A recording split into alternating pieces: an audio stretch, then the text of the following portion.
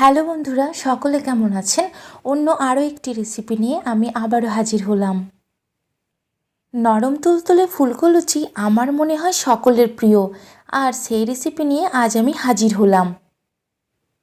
চলুন বন্ধুরা, খুব বেশি দেরি না করে রেসিপিটা শুরু করা যাক। প্রথমেই একটা পাত্রে মিডিয়াম কাপের 3 কাপ ময়দা নেওয়া হলো। লবণ দেওয়া হলো 1/3 চামচ, চিনি দেওয়া হলো 1/3 চামচ, 2 চা চামচ ঘি দেওয়া হলো।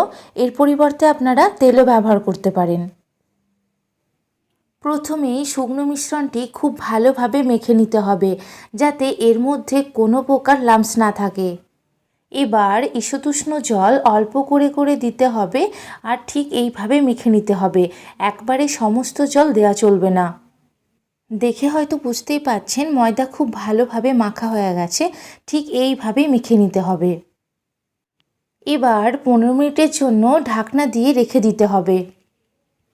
15 মিনিট পর ঢাকনা খুলে লেচিগুলি করে নিতে হবে।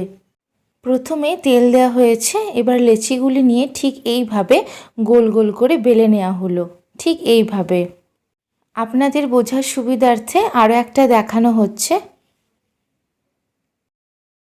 সমস্ত লুচিগুলি ঠিক একইভাবে বেলে নিতে হবে।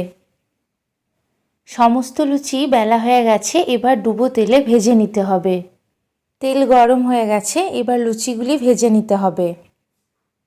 লুচির এক পাশ হয়ে গেলে আর এক পাশ ঠিক এইভাবে উল্টে দিতে হবে। দেখে বুঝতেই পাচ্ছেন খুব সুন্দরভাবে ফুলে উঠেছে। সমস্ত লুচি ঠিক এইভাবেই এক এক করে ভেজে নিতে হবে। 2 সাইড লাল হওয়ার পর ঠিক এই পর্যায়ে আমি তুলে নিচ্ছি।